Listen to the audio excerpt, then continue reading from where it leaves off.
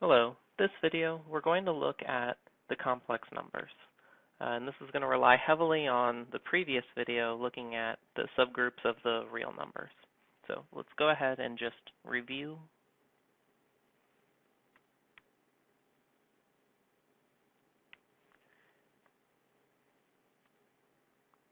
I can think about the real numbers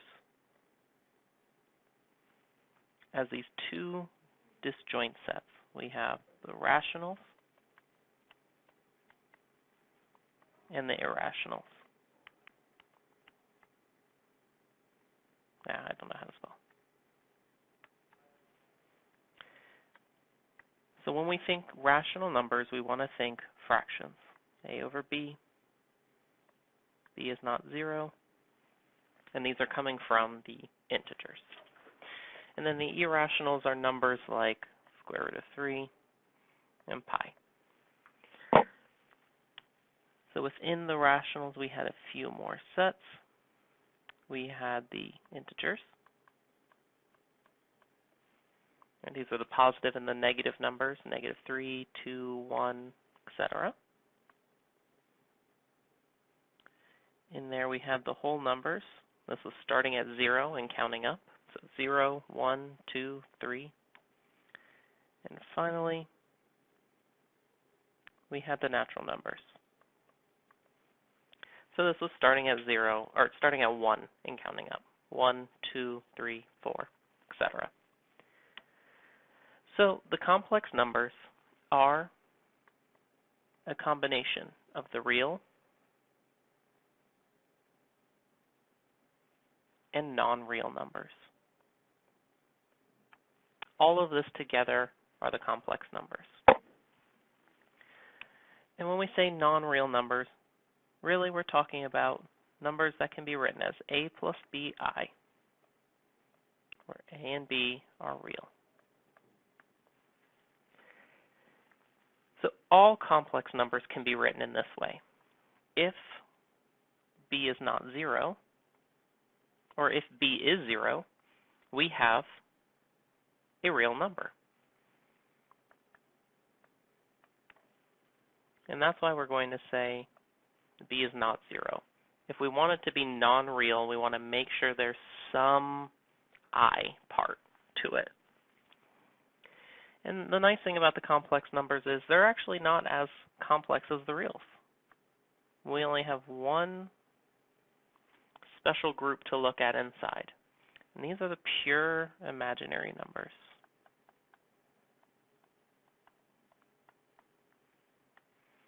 So these numbers don't have any of the a part. They're just bi. So that would be something like 3i, or maybe even the square root of 3i. Both of these would be pure imaginary numbers. So for the last part of this video, let's go ahead and take some examples and put them in the sets that they belong to. So if we're looking at our first one, negative 21 over 7 plus I, well, negative 21 over 7 really is negative 3. So really this is negative 3 plus I. So now since it has the I part,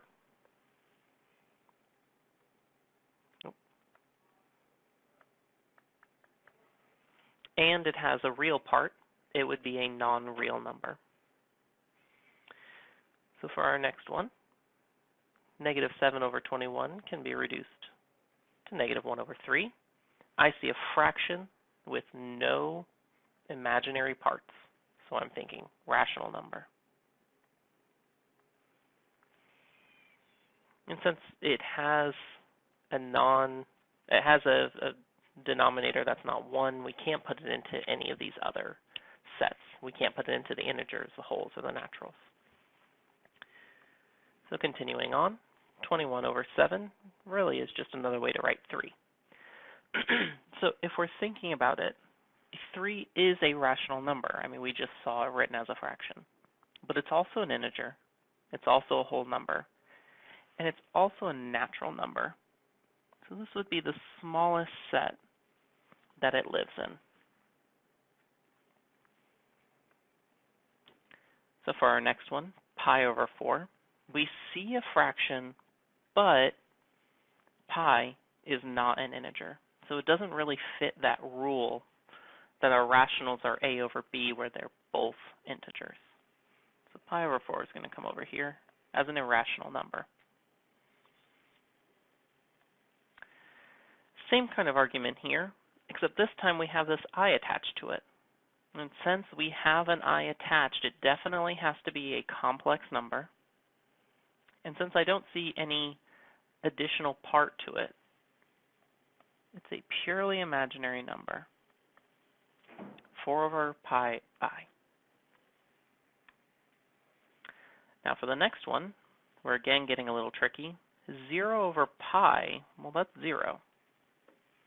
We don't really care what the base is. 0 over anything that's not 0 is 0.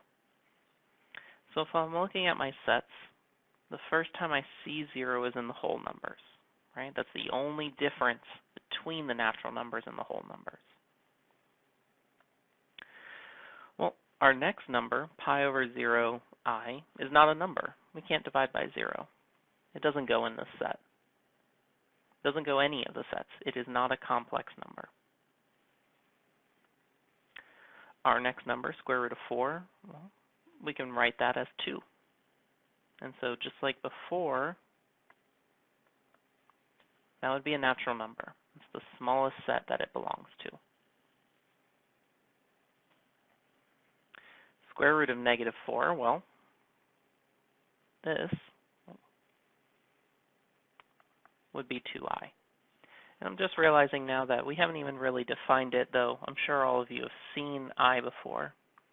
I is defined as the square root of negative 1. That's where this is coming from. And we'll notice with this 2i, we don't have an a part. It's not something plus 2i. So it's also a purely imaginary number.